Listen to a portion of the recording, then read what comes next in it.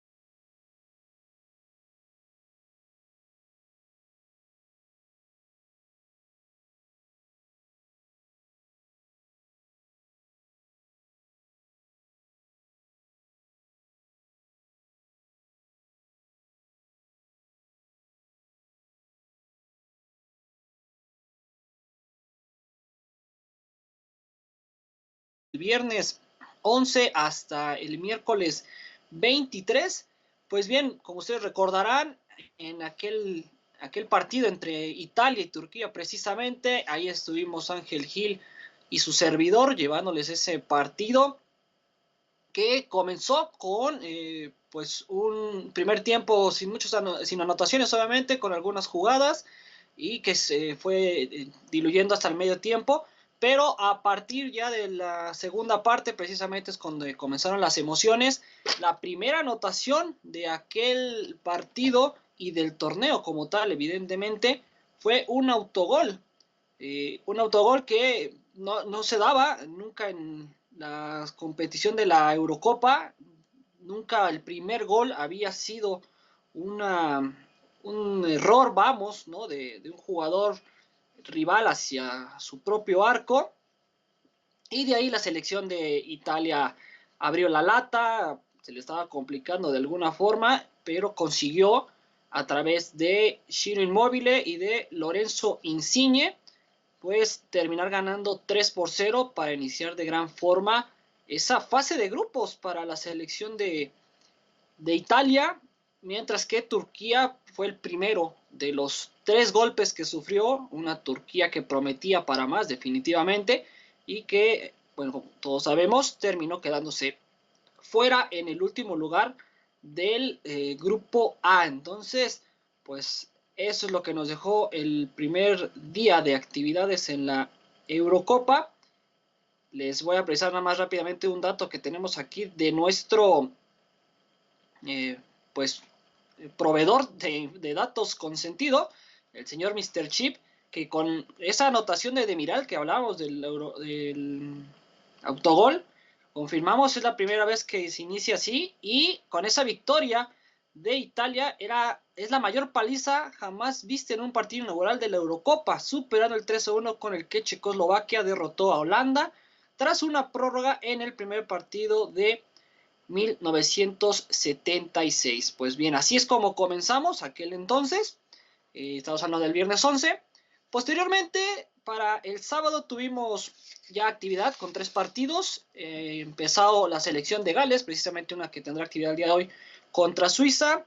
Kiefer Moore empató para la selección de los Dragones y en bolo al 50 había puesto por delante a Suiza. En aquel entonces fueron 2 remates de cabeza los que tuvimos en aquel partido. Posteriormente, en juego celebrado en Copenhague, pues tuvimos la primera de las desafortunadas noticias que nos dejó esta Eurocopa. Como ustedes bien saben, lo que vivió el jugador del Inter de Milán, Christian Eriksen, con aquel desvanecimiento que padeció, que al final después se confirmó que era un tema de un infarto, de un paro al corazón que se le presentó a falta de 4 minutos para el primer tiempo. Pues todo lo que se generó, sus compañeros, algunos interviniendo con el jugador, con los familiares del mismo, protegiéndolo, cuidándolo, en cuestiones también del morbo y todo lo que se genera. Al final los médicos hicieron su trabajo, lo hicieron muy bien. Por ahí se filtró una foto muy alentadora de cuando iba abandonando el mediocampista a la cancha en la camilla, y que iba consciente, con oxigenación. Y bueno, sabemos posteriormente que se fue recuperando, que tuvo que ser intervenido, le tuvieron que colocar un desfibrilador para pues solucionar lo que provocó ese paro cardíaco. Y en ese transcurso tuvo comunicación con su familia, con los del plantel, después los fue a visitar, y parece que eso terminó beneficiando y redundando en que Dinamarca le hiciera los 4 goles a Rusia, ¿no? En el último partido, para pasar como segunda del grupo B.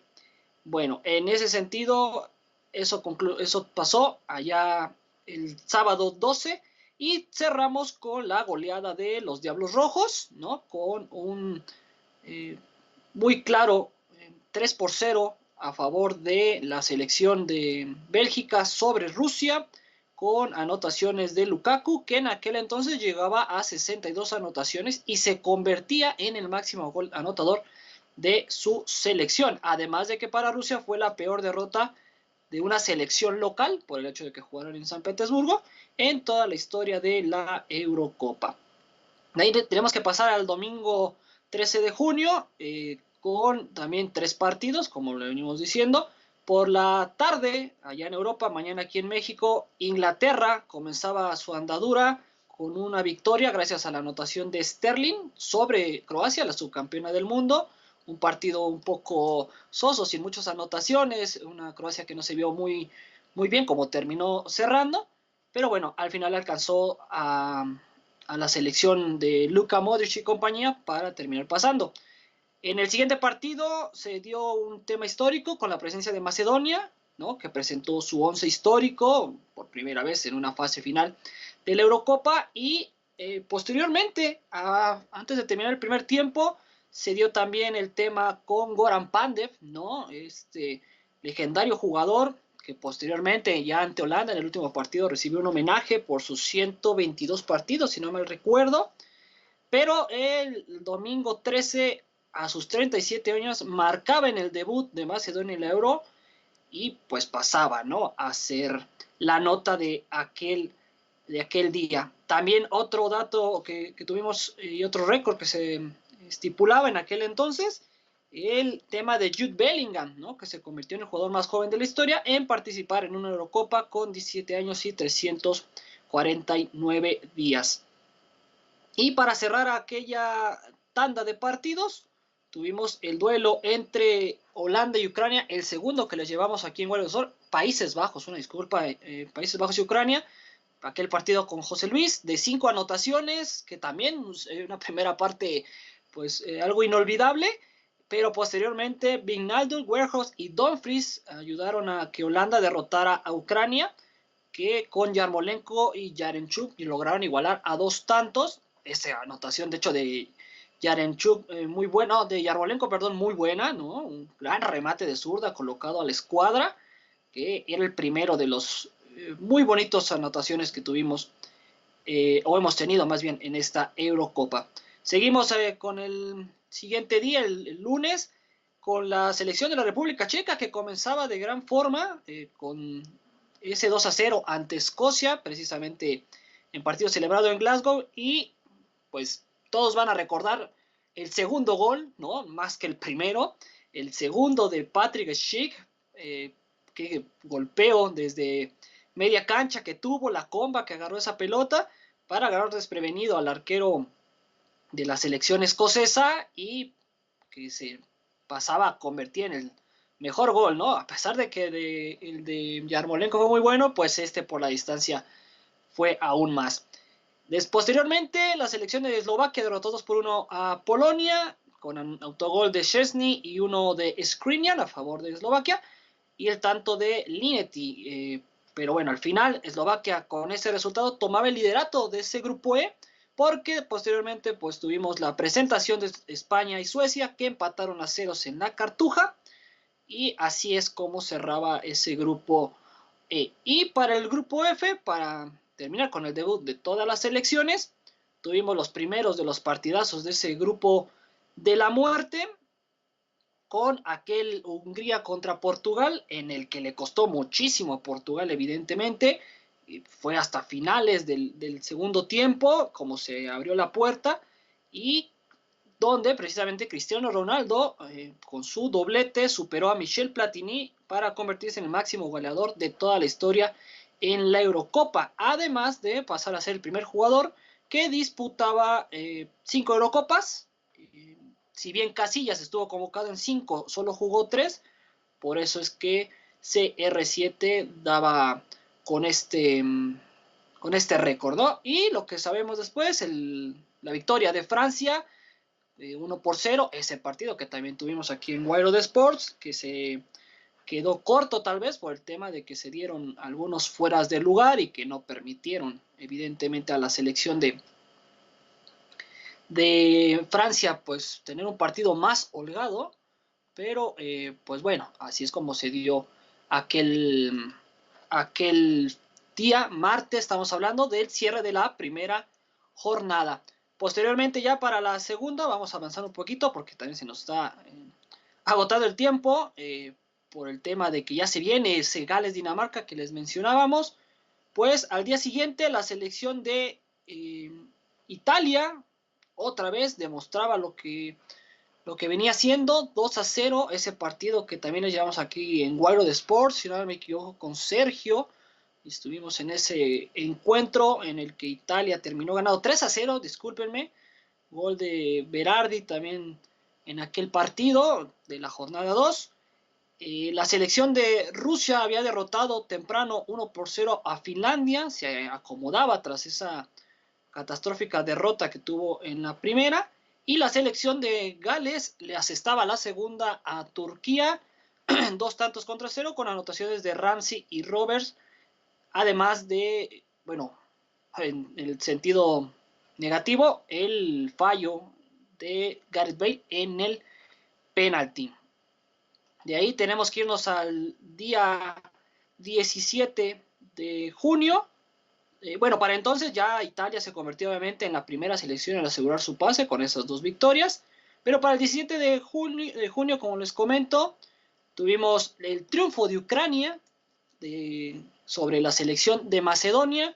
2-1. Nuevamente Yarmolenko y Yarenchuk aparecían para Ucrania. Alioski hacía la anotación para Macedonia. Pero bueno, así es como también Macedonia de alguna forma pues se acercaba a la eliminación. Todavía no, porque aspiraba obviamente a ser uno de los terceros, dependiendo de lo que pasara después entre Holanda y Austria, pero se apuntaba hacia ese camino. Ese mismo día, el jueves 17, en Copenhague, Bélgica derrotó 2-1 a Dinamarca. Había puesto Poulsen adelante a Dinamarca, en el partido. De hecho, anotaba el gol más rápido que se ha dado en este torneo.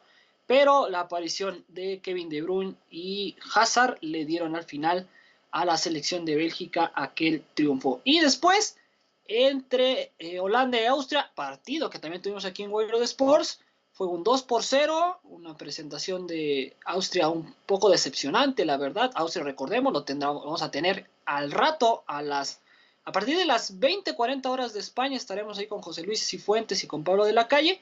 Pero en aquel partido, pues ante Holanda no tuvo mucho que hacer. Holanda tampoco es que se viera imponente, pero bueno, terminó derrotando 2-0 con anotaciones de Depay y nuevamente de Dumfries, que se empezaba a convertir en un jugador importante para los neerlandeses. De ahí al viernes 18, Suecia y Eslovaquia comenzaron aquella jornada 1-0, anotación de penal de Forsberg, un partido sin muchas más jugadas, más que esto que se presentó.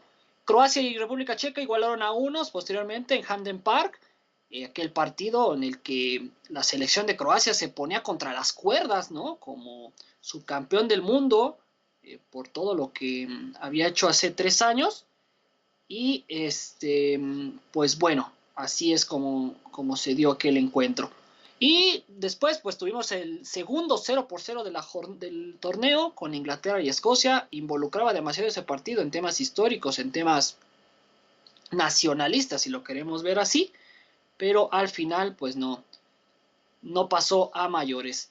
Para el sábado 19 tuvimos otra vez al grupo de la muerte con aquel encuentro entre Hungría y Francia, la primera tal vez de las sorpresas, ¿no? Después de la de Finlandia y Dinamarca, ¿no? Porque Hungría le hizo partido a Francia, no le permitió estar tan cómoda y logró logró irse al frente, en el marcador, aunque después fue igualado. Para el cierre de la jornada 2 tuvimos Alemania contra Portugal, la goleada de Alemania, ese descuido de Portugal. Gosens, que se convirtió en el jugador del partido en aquel entonces, y bueno, así es como se metía de nuevo Alemania al grupo, ¿no? También, y recortaba distancias en este sector que se ponía muy, muy interesante. Y cerramos con el duelo en la Cartuja entre España y Polonia, la primera anotación de España en el torneo, gracias a Álvaro Morata y Robert Lewandowski, que también aparecía en aquel encuentro para dejar el 1-1 en ese partido. Y pues después tuvimos las jornadas de emociones, ¿no? Con donde se definía ya el tema de líderes, de segundos y de terceros lugares, porque la selección de Italia con Gales igualó, le ganó 1-0, muy corto resultado, había hecho cambios Roberto Mancini para aquel partido. Les recordamos, Italia al rato contra Austria aquí en Wild Sports. Y así quedaba como líder de aquel grupo. Y evidentemente también se apuntalaba algunos récords.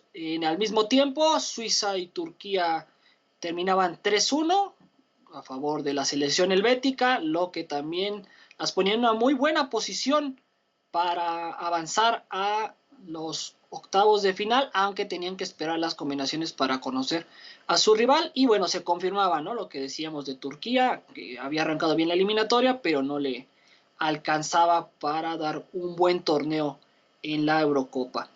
En aquel partido, Xherdan Shaqiri se convirtió en el segundo jugador suizo en hacer un doblete tras Hakan Yakin en 2008 contra la selección de Portugal. E Italia, como lo hemos mencionado, pues rompió también récords al ser la primera selección en toda la historia de la Eurocopa que cerraba una fase de grupos con pleno de victorias y 0 goles en contra. Entonces, impresionante lo que estaba haciendo, o lo que está haciendo hasta el momento la selección de Italia, que va a salir de Roma, ya no va a jugar en casa, se ha trasladado a Londres para su siguiente partido. El lunes 21 en Wild Sport también le llevamos un emocionante cierre del grupo B. Estuvimos ahí Sergio, Rubén, un servidor también, Ángel Gil, si no mal me equivoco. Pero antes, por la mañana, se definió el grupo C. Austria derrotaba a Ucrania. Con eso hacía historia a Austria porque no había conseguido una victoria en sus anteriores presencias y en esta ocasión ya tenía 2. Y aparte, pues clasificaba, ¿no?, a su primera fase de eliminación y dejaba a Ucrania casi eliminada, pero como todos sabemos, posteriormente, pues el tema de la goleada de Eslovaquia le volvió a dar vida.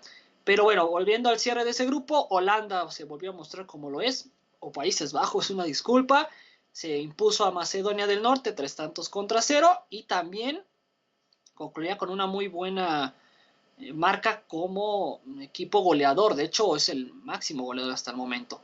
Y decíamos, en el grupo B, Bélgica y Finlandia, y Dinamarca y Rusia se jugaban el todo por el todo, porque incluso Dinamarca, que era cuarto, aspiraba a ser segundo de grupo. Se estuvo moviendo el grupo, sobre todo el sector, por ahí de los minutos 60, 70, porque Dinamarca llegó a estar 2-0, después 2-1, mientras Finlandia y Bélgica empataban a ceros.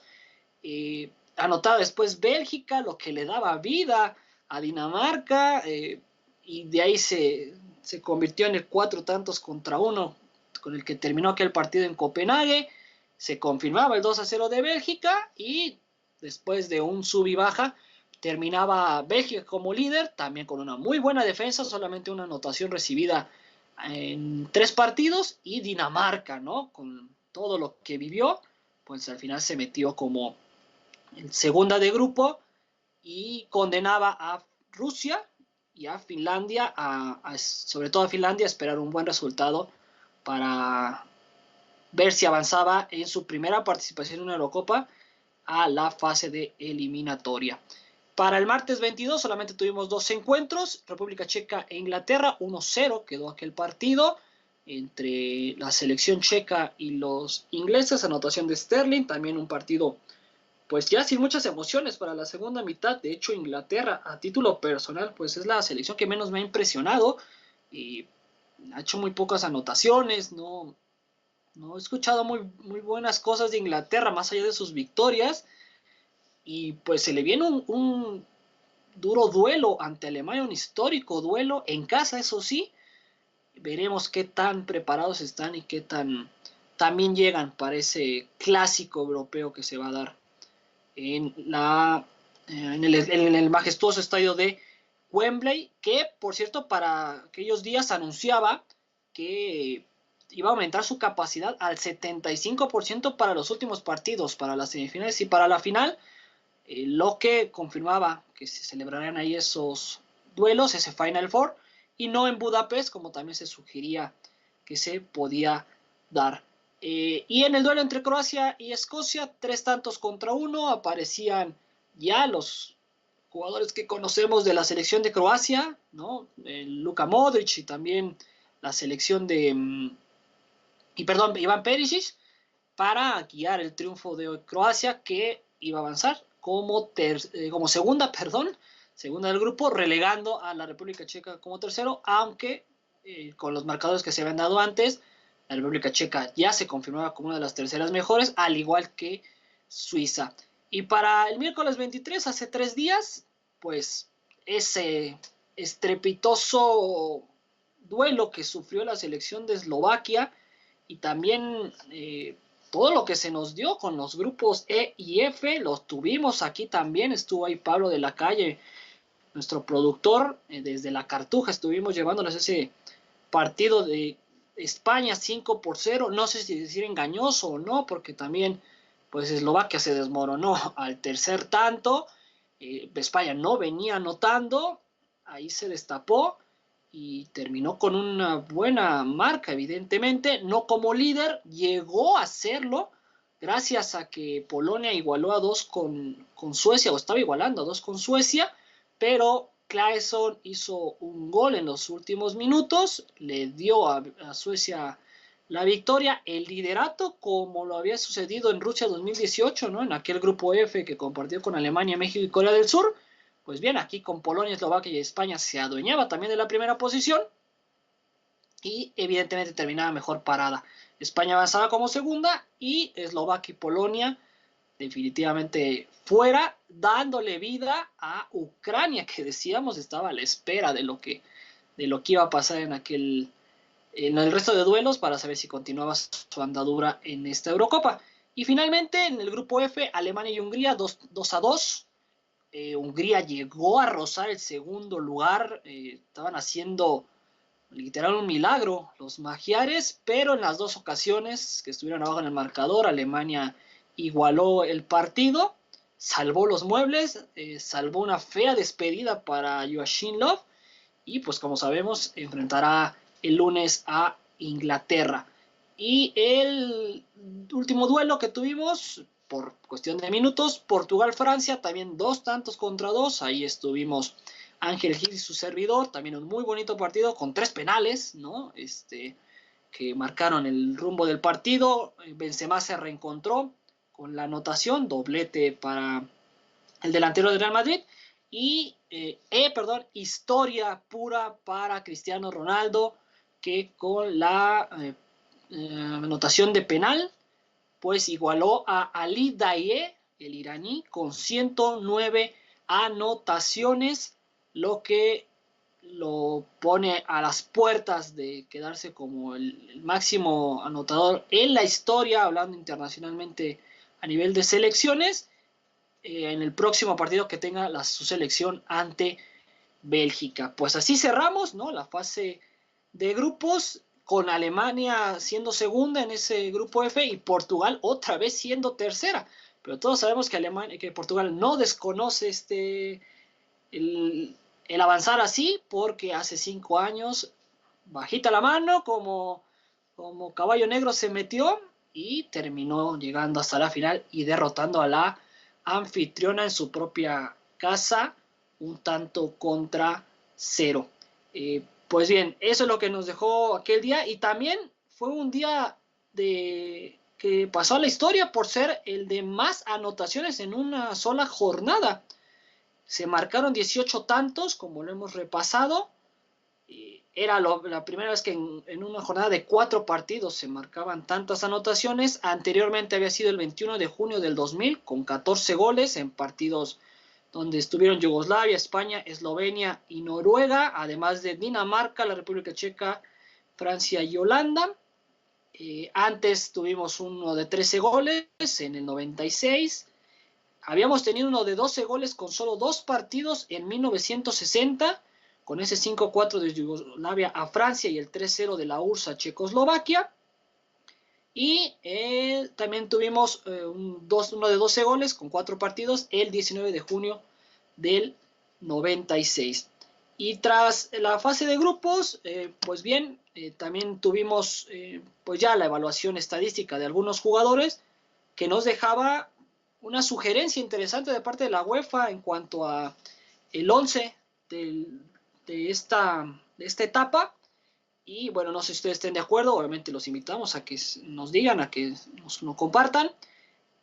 Arquero, el mejor arquero hasta entonces, Gianluigi Donnarumma. Creo que ahí no hay mucha discusión con esa gran demostración que ha tenido sobre todo su equipo, ¿no? Porque individualmente él ha aparecido, pero vamos, no ha sido tan exigido. Después una línea de 3, que es como lo acomoda la UEFA, con Dumfries, que ya lo mencionábamos, había anotado en la fase de grupos. Laporte, ¿no? Ahí central, que hizo un gol en la goleada de España.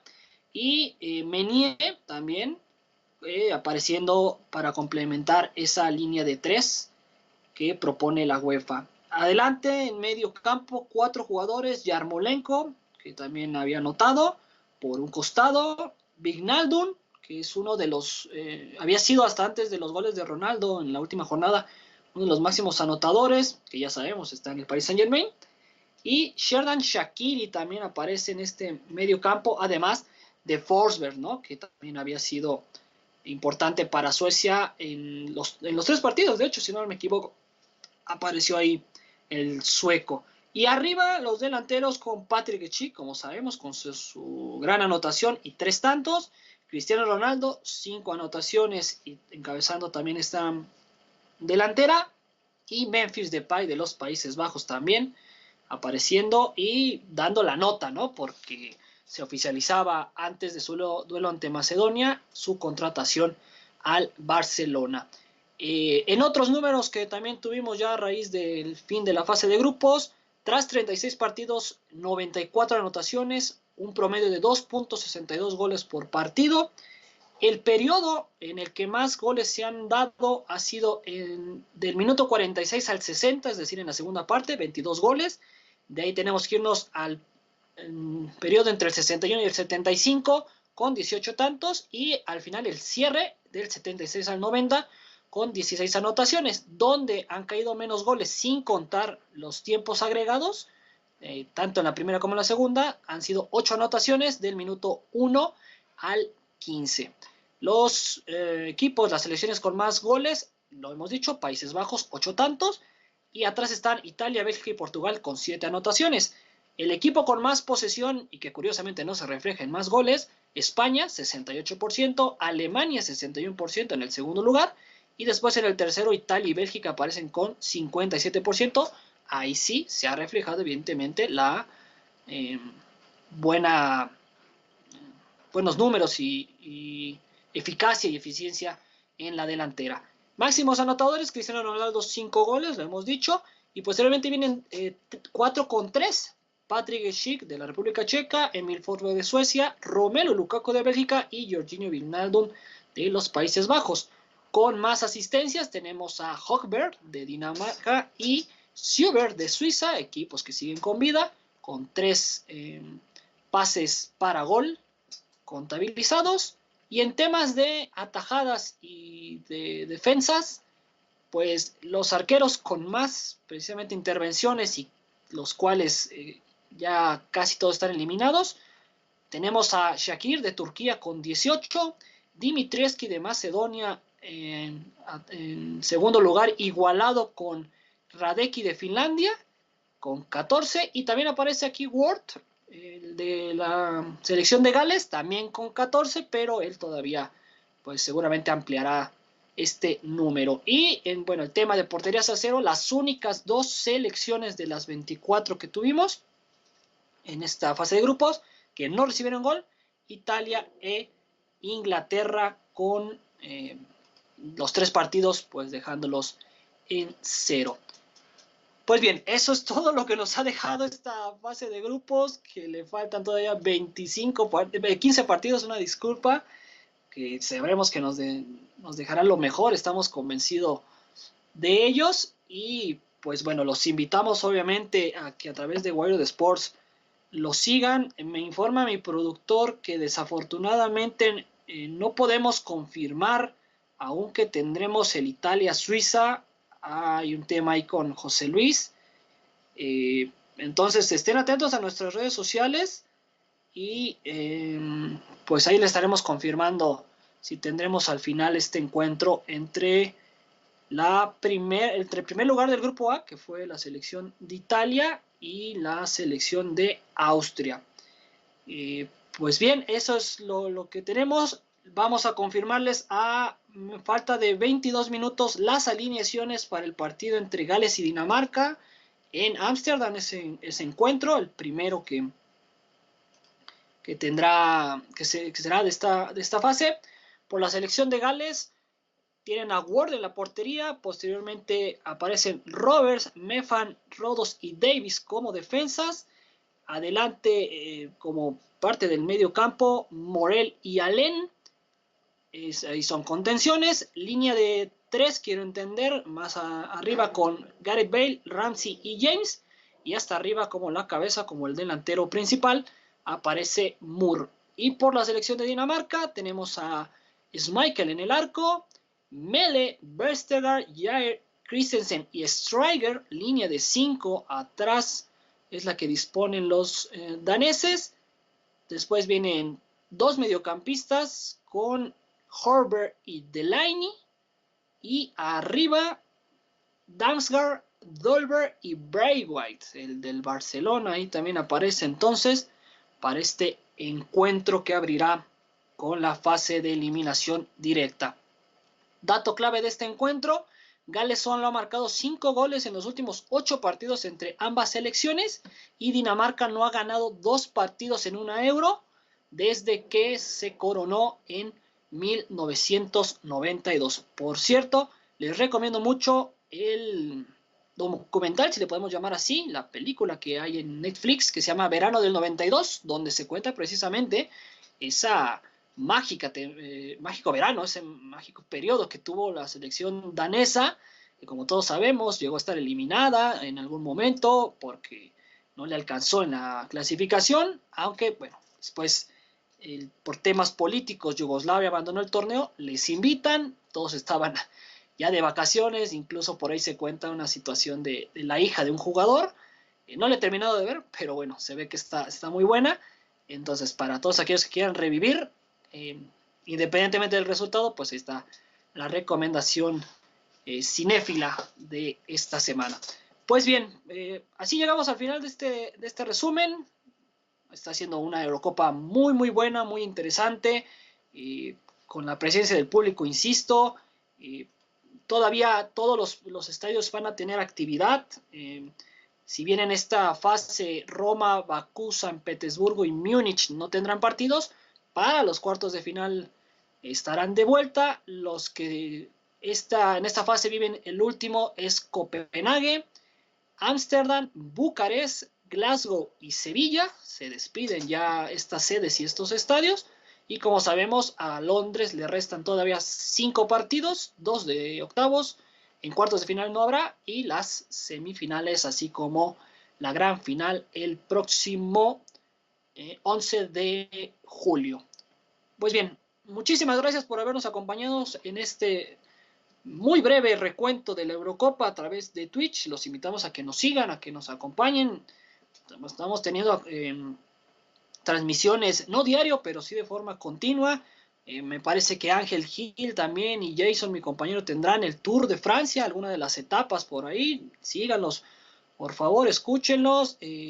Les insistimos, Italia-Suiza está ahí en la tablita, conforme lo podemos dar, conforme no.